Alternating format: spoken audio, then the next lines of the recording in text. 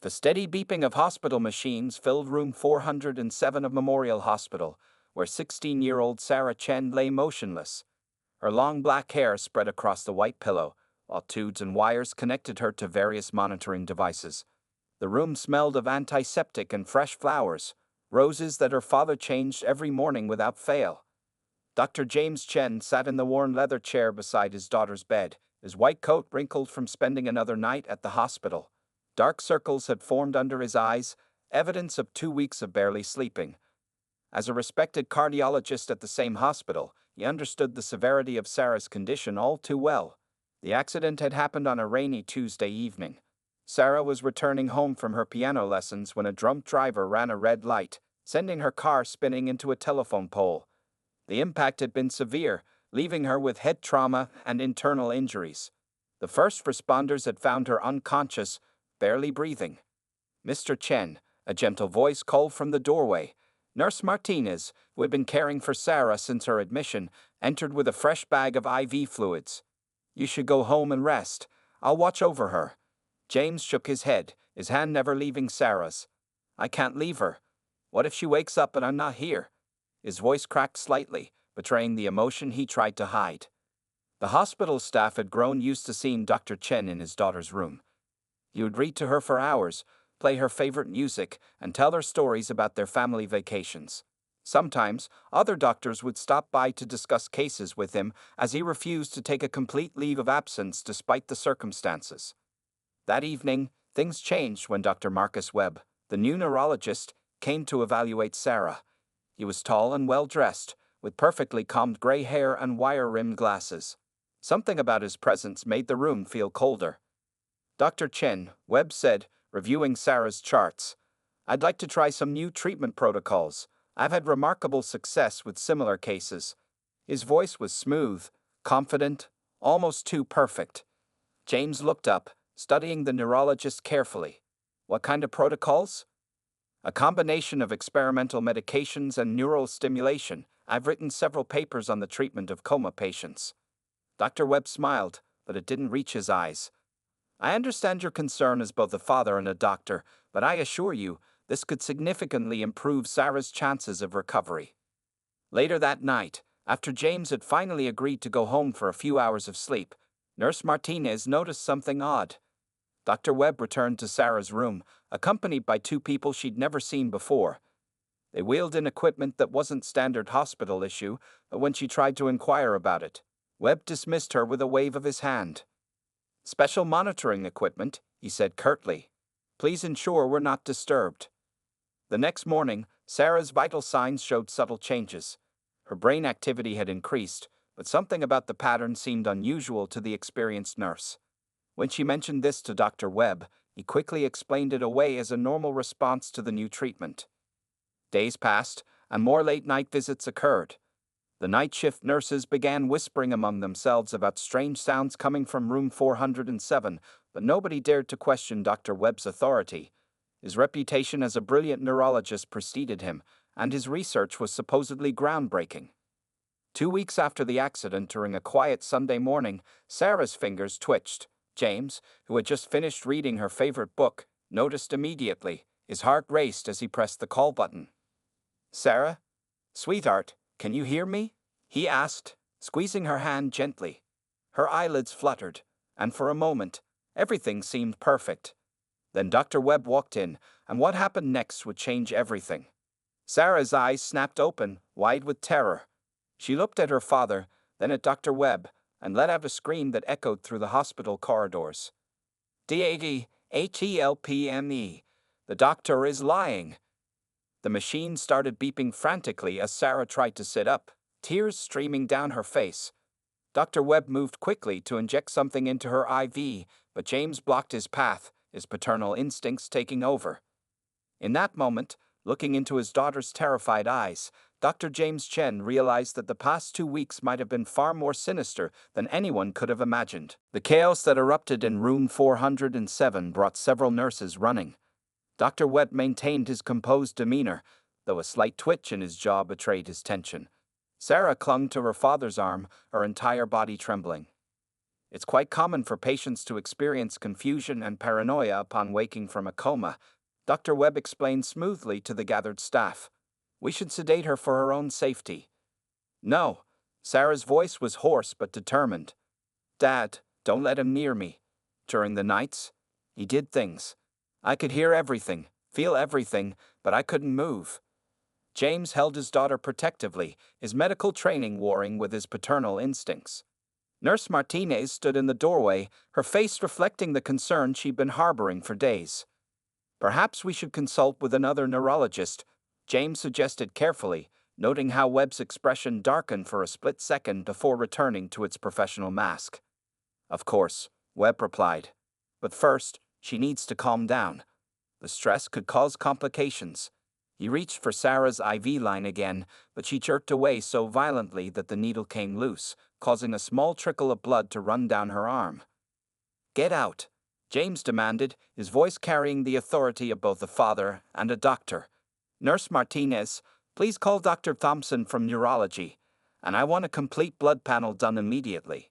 After Webb left, Sarah began to sob, her words tumbling out in a frightened rush. Dad, he would come at night with other people. They had machines. They put things on my head. It hurt so much, but I couldn't scream. I couldn't move. James held her close, his mind racing. He trusted Webb's reputation, allowed him to try his experimental treatments without demanding more details. The guilt was overwhelming. Nurse Martinez approached with fresh gauze to tend to Sarah's arm. Dr. Chen, she said quietly, there's something you should know. The night shift staff, we've seen strange things. Dr. Webb would spend hours here after midnight with equipment we'd never seen before. When we tried to check the records, whole chunks of surveillance footage were missing. While they talked, Sarah's eyes darted nervously around the room. She flinched at every sound, every shadow. James noticed unfamiliar scars on her scalp, partially hidden by her hair, small, precise marks that hadn't been there before. Dr. Thompson arrived within the hour, a kind-faced woman who'd worked at Memorial Hospital for 20 years. She examined Sarah thoroughly while James explained the situation. These marks? Dr. Thompson frowned, parting Sarah's hair carefully. They're consistent with experimental deep brain monitoring probes. But that procedure was banned 2 years ago due to the risks involved. A knock at the door made everyone jump. A young security guard entered, looking troubled. Dr. Chen, we've been reviewing the security logs. Multiple cameras around this floor have been experiencing technical difficulties between 2 a.m. and 4 a.m. every other night for the past 2 weeks. Sarah gripped her father's hand tighter. That's when they came. They thought I was completely unconscious, but I could hear them talking about breakthrough research and unprecedented neural responses. They said I was the perfect subject because, she swallowed hard, because my father's reputation would make everything seem legitimate. James felt sick. He'd been sleeping at home during those exact hours, convinced by Webb that he needed rest to be strong for Sarah. Dr. Thompson was already making calls, her voice urgent but controlled. Hospital administration needed to be notified. Records needed to be secured before they could disappear. But when security went to Webb's office, they found it empty, drawers cleared out, computer wiped clean. He knew, Sarah whispered, her face pale. When I woke up and screamed, he knew I would tell everything. Nurse Martinez returned with the preliminary blood test results. Dr. Chen, there are traces of experimental compounds in her system. Some of them aren't even in our database. As the day progressed, more disturbing details emerged. Other nurses came forward with stories of strange noises, unexplained equipment, and patients who had shown unusual brain activity patterns under Webb's care. But none had woken up to tell their stories until Sarah. That night, with 2 security guards posted outside room 407, James watched his daughter finally drift into a natural sleep. His phone buzzed with a text from an unknown number. You have no idea what you're interfering with. Some sacrifices are necessary for the advancement of science. James took a deep breath, his resolve hardening. Whatever Webb had been doing, wherever he had gone, this wasn't over. The truth needed to come out, not just for Sarah, but for all the other patients who couldn't speak for themselves. The next morning brought a flurry of activity to Memorial Hospital. News of Dr. Webb's mysterious experiments had reached hospital administration, triggering an internal investigation. Security teams swept the building while risk management personnel reviewed patient files, looking for any other potential victims. Sarah sat upright in her bed, looking stronger but still jumping at sudden movements. The morning sun streamed through her window, creating lounge. Sarah closed her eyes, gathering her courage. They always came at the same time, when the night shift was smallest.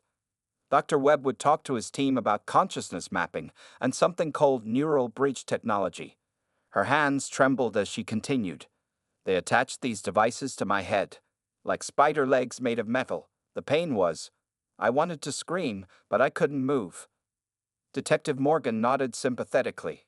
Did you recognize any of the other people with Dr. Webb? There was a woman with red hair who operated the machines, and a man with a scar on his chin who took notes. They talked about me like I was just data, not a person. Sarah's voice cracked. James squeezed her hand supportively, fighting back his own anger and guilt. How had he not noticed something was wrong? He was a doctor himself. He should have seen the signs. A knock at the door made everyone turn. Nurse Martinez entered, looking concerned. Dr. Chen, we found something in the old storage room on the basement level. You need to see this. After making sure Sarah was comfortable with the detective staying with her, James followed the nurse. The basement storage room had been transformed into a makeshift laboratory. Hidden behind old equipment and supplies were sophisticated machines, their purposes unclear, but their presence unsettling. Look at this, the hospital's head of security said, pointing to a laptop they'd discovered. Though most files had been deleted, their tech team had recovered fragments of data. The screen showed brainwave patterns unlike anything James had seen before. He was trying to access consciousness during coma states. Dr. Thompson explained, joining them in the basement. These readings, he was literally mapping patients' awareness while they were supposedly unconscious. Back in Sarah's room, Detective Morgan was making progress. Sarah, you mentioned hearing conversations. Did they discuss any other patients? Sarah nodded slowly.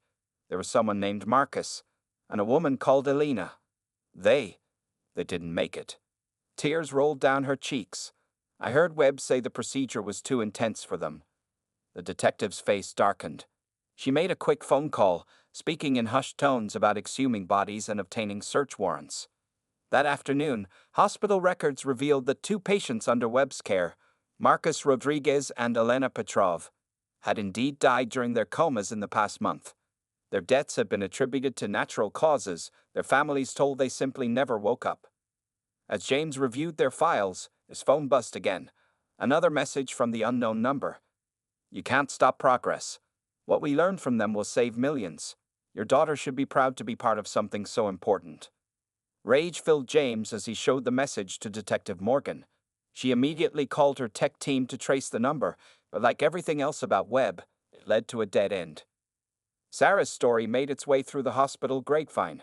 Other staff members began remembering strange incidents, missing medications, unexplained equipment deliveries, unusual power surges in the middle of the night. Dad, Sarah said that evening, her voice stronger than it had been all day. There's something else. Something I haven't told anyone yet. She took a deep breath. During one of the procedures, when they thought I was completely under, I heard them talking about a facility in Nevada. They said something about Phase 2 beginning next month.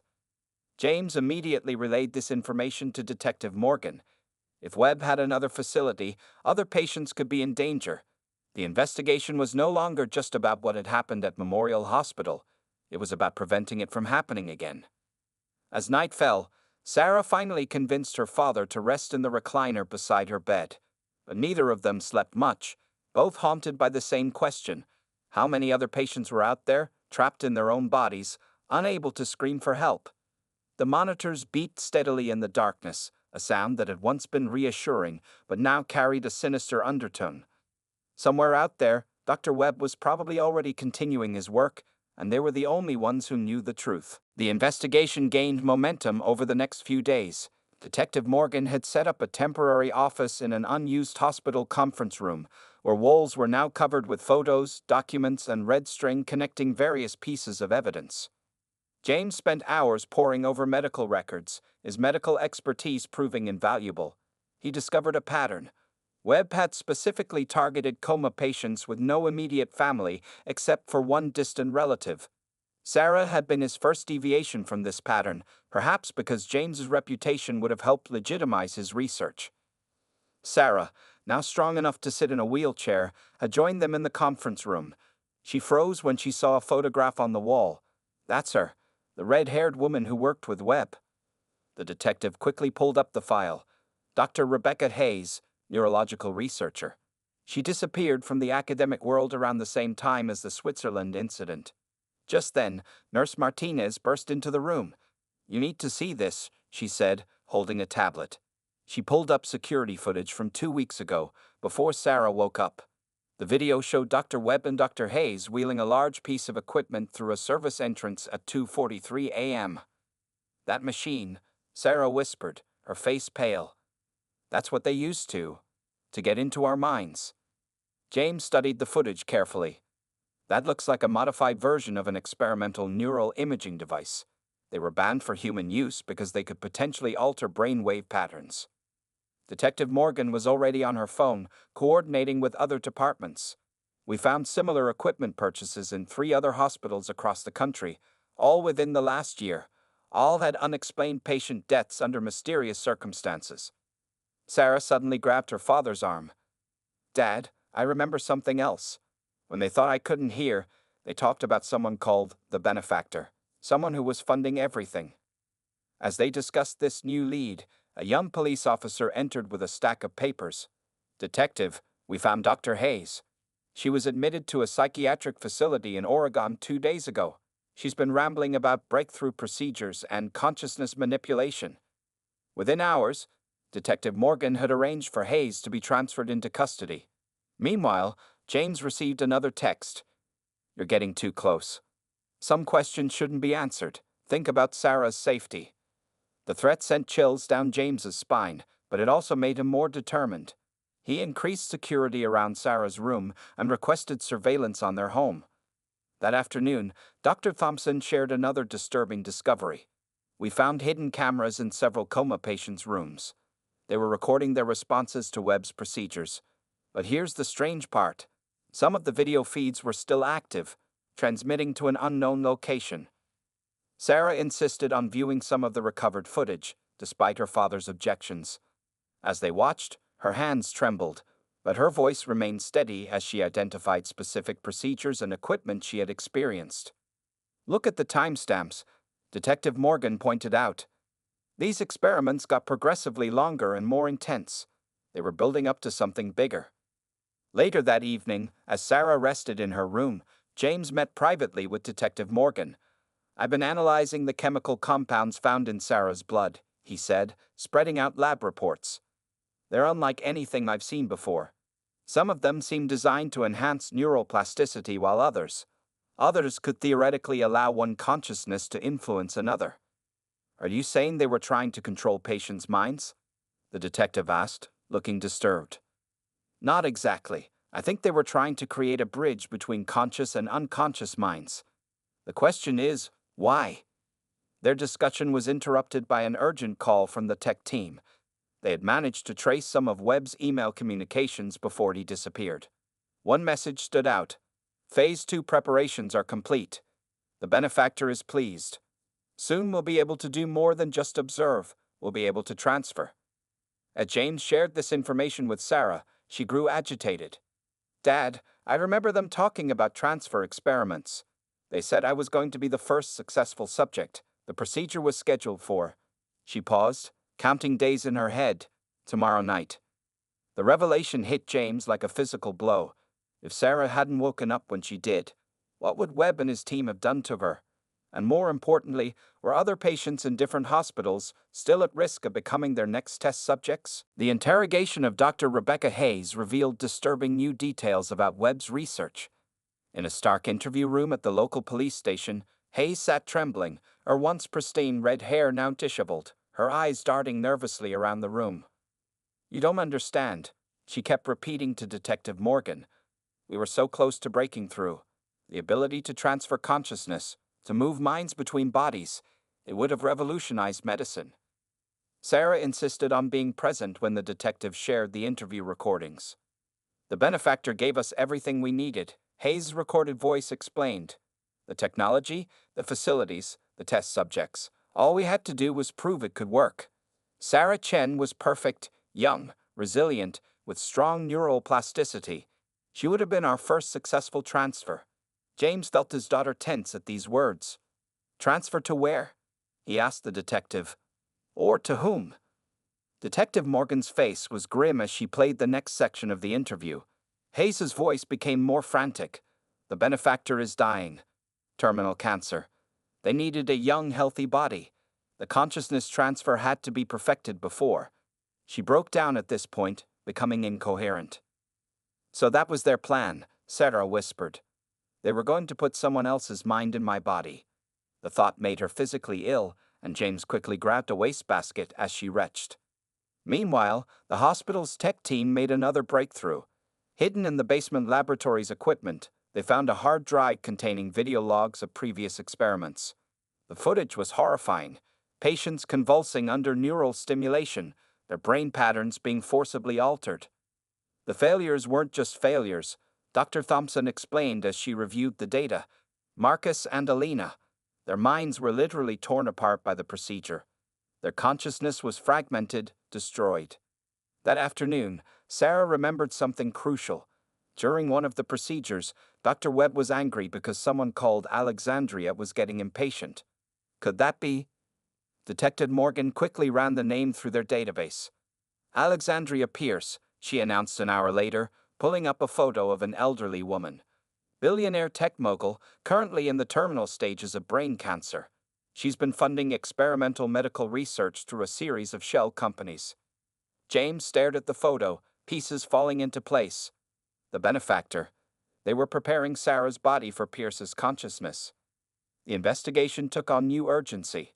While Detective Morgan coordinated with federal authorities to track down Pierce, James focused on understanding the medical aspects of Webb's research. The neural bridge technology, though horrifically misused, was based on legitimate scientific principles. Dad, Sarah called him over to her bed that evening. I remember something else, something important. She closed her eyes, concentrating. During the last procedure, before I woke up, they tested some kind of connection. For a moment, I felt someone else, in my head, trying to get in. James immediately called Dr. Thompson, who rushed to perform another brain scan. The results were shocking. There were signs of foreign neural patterns, like echoes of another consciousness, still lingering in Sarah's brain. They got further than we thought. Dr. Thompson said gravely. They actually managed to initiate a partial transfer, if Sarah hadn't woken up when she did. Later that night, as Sarah finally slept, James received one final text. You've ruined everything. Years of research, millions invested, all wasted. But remember this, the technology works. And there are other facilities, other subjects. You can't stop progress. The message was traced to a private airfield outside the city. By the time authorities arrived, they found an empty private jet, its engine still warm. Security footage showed Dr. Webb and an elderly woman in a wheelchair, Alexandria Pierce, boarding the plane just minutes earlier. They're gone, Detective Morgan informed James. But we've alerted international authorities. Every hospital, every research facility is being checked for similar equipment and procedures. Sarah, overhearing this, reached for her father's hand. It's not over, is it? James shook his head. No, sweetheart, but you've exposed them. You've saved others from going through what you did. And we'll keep fighting until we find them all. The machines in Sarah's room beat steadily, but now she knew that each beat represented her own consciousness, her own mind, still safely housed in her body. She had escaped, becoming a vessel for someone else's desperate attempt at immortality, but somewhere out there, Webb and Pierce were surely searching for their next victim. The story broke in the national media the following week.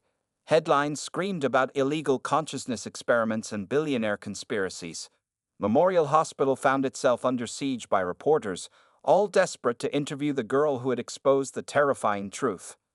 Sarah watched the news coverage from her hospital room, still processing everything that had happened. The faces of other victims, Marcus Rodriguez and Elena Petrov were displayed on screen, their families now demanding answers about their loved ones' deaths. James noticed Sarah growing increasingly anxious as more details emerged. She'd been having nightmares, waking up screaming about feeling someone else in her head. Dr. Thompson had prescribed medication to help her sleep, but the psychological trauma ran deep. "There's something else," Sarah said one afternoon, after a particularly intense therapy session. "During those procedures, when they thought I was completely under, I heard them talking about a place called Project Lighthouse in the Nevada desert. They said it was where everything started." Detective Morgan immediately began investigating. Through satellite imagery, they discovered an abandoned research facility outside Las Vegas, surrounded by nothing but desert for miles. "It's heavily secured," the detective explained, showing them aerial photos. "But we've got a warrant and a tactical team ready. We move tomorrow." That night, while Sarah slept, James received a visit from an unexpected source. A young researcher who had worked briefly with Webb appeared at the hospital, looking nervous. "I left when I realized what they were really doing," he explained, handing James a USB drive. "But I kept copies of everything." The consciousness transfer wasn't just about saving Pierce. It was about creating immortality for the highest bidder. They had a list of wealthy clients waiting to purchase young, healthy bodies. The USB drive contained documents that made James's blood run cold. Detailed profiles of potential vessels, all young coma patients with minimal family connections. Sarah's file was among them, marked as Prime Candidate A. When the FBI raided Project Lighthouse the next day, they found the facility stripped bare. But in a hidden sub-basement, they discovered something chilling: rows of sophisticated stasis pods, each designed to hold a human body. They were planning mass transfers, Detective Morgan explained to James over the phone. Pierce wasn't going to be the only one. They had at least 20 wealthy clients ready to take over young bodies. Sarah's recovery continued, but the investigation took an unexpected turn when Dr. Hayes was found dead in her cell, apparently from suicide. Her final written statement spoke of achieving technological divinity and transcending human limitations. James was reviewing Hayes' statement when Sarah called him to her room, her voice urgent. "Dad, I remember something about the transfer process. They said it wasn't just about moving consciousness. They were trying to merge them. The wealthy client would dominate, but they needed the original consciousness to remain partially intact to maintain basic body functions." This revelation sparked a new wave of horror. The victims wouldn't have simply died. Their consciousness would have been trapped, suppressed beneath another person's dominant mind. The hospital's security chief burst into the room. "Dr. Chen, we got a problem. Someone's trying to access our systems remotely. They're targeting the neural imaging equipment in the coma ward." James rushed to the security office, where technicians were battling the cyber intrusion. On screens around the room, medical equipment was activating on its own, attempting to initiate unknown protocols. "They're trying to continue the experiments remotely," James realized. "Get everyone off that equipment now." As nurses scrambled to disconnect patients from the compromised machines, another message appeared on the main screen. "You've only delayed the inevitable. Evolution cannot be stopped. The bridge between minds has already been built." Sarah, who had insisted on being brought to the security office, suddenly grabbed her head in pain. "Dad," she gasped, "I can feel it again. Someone's trying to get in." The lights in the hospital flickered, and for a moment, every electronic device went dark. When power returned, Sarah was unconscious, blood trickling from her nose. As medical staff rushed to help her, James knew this was far from over. Webb and Pierce hadn't just developed a procedure. They'd created a technology that could reach across distances, invade minds, and possibly transfer consciousness through digital networks. The question now wasn't just about stopping them. It was about protecting everyone connected to modern medical equipment from becoming potential vessels for those seeking digital immortality. Sarah spent 3 days in intensive care after the cyber attack. Brain scans showed unusual activity patterns, evidence that someone had tried to force their way into her consciousness through the hospital's network. James barely left her side, watching for any sign that his daughter wasn't entirely herself. The attack was coordinated through servers in 7 different countries. FBI cybercrime specialist Agent Carter explained, showing James the data. "But we found something interesting. Intrusion pattern matches a quantum computing project funded by Pierce Industries 5 years ago. Detective Morgan arrived with new information. We've identified some of Pierce's potential clients. Billionaires, politicians, tech moguls, all with terminal conditions. They've been disappearing from their hospitals over the past week. James was examining Sarah's latest brain scans when Dr. Thompson rushed in. "Look at this," she said, pointing to an unusual pattern. "Sarah's brain has developed some kind of defense mechanism. It's like her consciousness created firewalls after the attack." Sarah confirmed this theory. "It's true. During the attack, I could feel them trying to upload something into my mind. But this time, I knew how to fight back. I could push them out." The discovery led to a breakthrough. Dr. Thompson and James began working with Sarah to understand how her brain had adapted. If they could replicate this defense mechanism, they might be able to protect other potential victims. Meanwhile, the FBI raid on Project Lighthouse yielded another crucial piece of evidence. Hidden in the facility's mainframe was a countdown timer, set to end in exactly 1 week. "Whatever they're planning, it's happening soon," Agent Carter warned. "The quantum computing signatures are getting stronger. They're building up to something big." Sarah's condition improved enough for her to help with the investigation. She worked with a sketch artist to detail the equipment used in Webb's procedures. Her drawings revealed modifications to standard medical devices that could turn ordinary hospital equipment into consciousness transfer tools. Late one night, as James was reviewing hospital security protocols, Sarah suddenly sat up in bed. "Dad, I know where they are. When they tried to get into my mind, I could see flashes, images. They're underground, in an old military bunker. I saw mountains and a sign in Russian." The FBI quickly identified a possible location, an abandoned Soviet-era research facility in Kazakhstan. Satellite imagery showed recent activity, including power usage consistent with large-scale medical equipment. But before they could act on this information, hospitals across the globe reported their systems being probed by an unknown entity. The attacks were getting stronger, more focused. "They're testing defenses," Agent Carter explained, "looking for vulnerable patients they could use as vessels."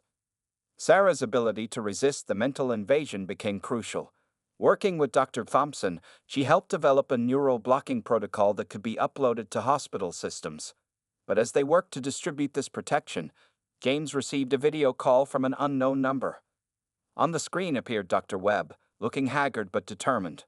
Behind him lay rows of stasis pods, each containing a body. "You don't understand what you're destroying," he said. "We're offering eternal life, the next step in human evolution." The camera panned to show Alexandria Pierce, now barely conscious in a hospital bed. Beside her was a young coma patient, connected to familiar-looking equipment. "In 48 hours, we begin the mass transfer," Webb announced. "Consciousness will no longer be trapped in dying bodies. We will be able to live forever, moving from vessel to vessel.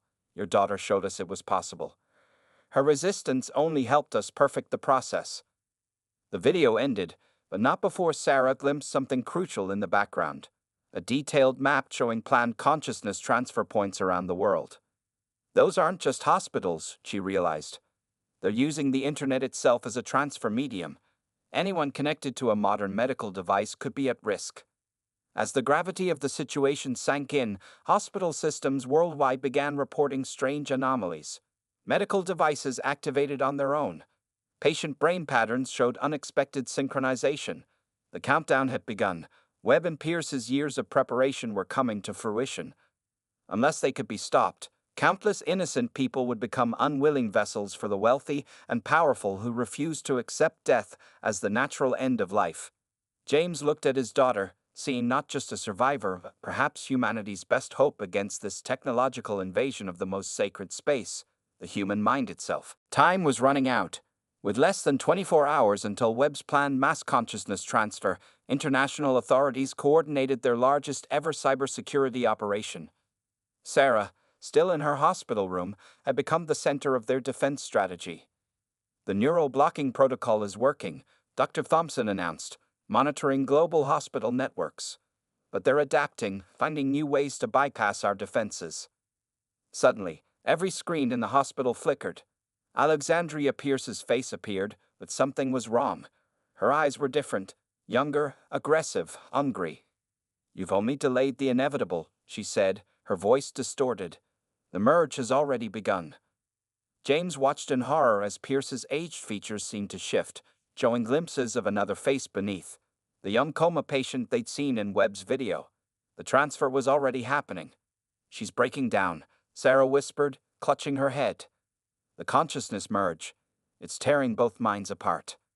Reports flooded in from around the world. Medical equipment was activating spontaneously. Coma patients showed synchronized brain patterns. The quantum network Webb had built was powering up for the mass transfer. Agent Carter burst into the room. "We've located their facility. Special forces are en route, but..." He paused, looking grim. "They're broadcasting the transfer signal through satellite networks. We can't shut them all down in time." Sarah suddenly sat up straighter. "Dad, I know what we have to do. I can feel the network. If I connect to it fully, I can show others how to resist, like antibodies fighting an infection." "No," James protested. "It's too dangerous. We almost lost you last time." But Sarah was already removing her neural blockers. "Trust me," she said. "Sometimes you have to go into the darkness to bring light." Dr. Thompson quickly modified the monitoring equipment. Around the world, hospitals prepared to broadcast Sarah's consciousness pattern as a defense against the invasion. At exactly midnight, Webb initiated the mass transfer. Thousands of wealthy consciousness signatures surged through the global network, seeking young, vulnerable hosts. But they met something unexpected: Sarah's resistance pattern, teaching other minds how to fight back. In Kazakhstan, special forces stormed the underground facility. They found Webb at his computers, blood streaming from his nose as he tried to force the transfers through. Pierce's body lay lifeless in her bed, her consciousness trapped in the digital void, unable to fully merge with her intended vessel. Sarah fought in the digital realm, her consciousness pattern becoming a beacon for others. One by one, the invaded minds began pushing back. The wealthy consciousness signatures fragmented, their patterns dissolving in the network they tried to dominate. "It's working," Dr. Thompson shouted, watching the global medical readings. "The transfer signals are collapsing." In the facility, Webb made one last desperate attempt. He initiated a direct consciousness upload, trying to escape into the network himself. His body convulsed as his mind converted to pure data, but he found himself faced with thousands of awakening minds, all taught by Sarah to resist. The network overloaded. Around the world, the modified medical equipment short-circuited. Webb's consciousness, along with those of his wealthy clients, dissipated into digital noise, leaving only echoes in the system. Sarah opened her eyes, exhausted but triumphant. "They're gone," she said. "Their minds couldn't handle existing without bodies. They destroyed themselves trying to play God." In the aftermath, hospitals worldwide reported their coma patients stable, their minds intact and protected. The forced evolution Webb and Pierce had tried to trigger had failed, beaten by the natural resilience of human consciousness. 1 month later, Sarah stood at a podium, addressing an international medical conference. Her story had inspired new guidelines for medical technology, ensuring that consciousness remained sacrosanct. "They thought consciousness was just data to be transferred and controlled," she told the audience. "But they forgot something essential. The human mind isn't just patterns of electricity. It's bound to our bodies, our experiences, our very souls. Some boundaries aren't meant to be crossed." James watched his daughter with pride, remembering the terrified girl who had woken up screaming about a doctor's lies. She had emerged stronger, a guardian against those who would steal the most precious thing humans possessed: their sense of self. As Sarah left the podium, she smiled at her father. The machines that had once threatened to steal her mind now merely monitored her healthy vital signs. In the end, it wasn't technology that had saved humanity from Webb's twisted vision. It was the strength of one girl who dared to wake up and scream the truth.